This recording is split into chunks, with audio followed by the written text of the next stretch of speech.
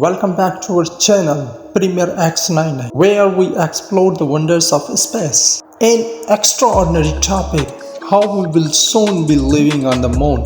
Yes, you heard that right, the moon. Why go to the moon? But first, why even bother going to the moon? Well, it's not just about planting flags. It's about unlocking a whole new world of possibilities.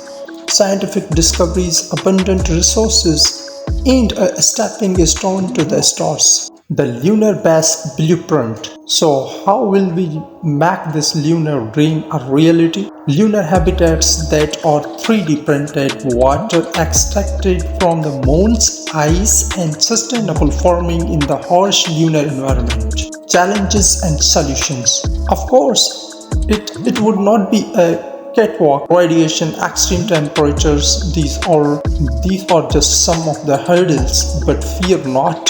Scientists and engineers are hard to work developing solutions that will keep us safe and snug on the moon. Try to understand something that the big question arises in our mind. When can you book your lunar vacation?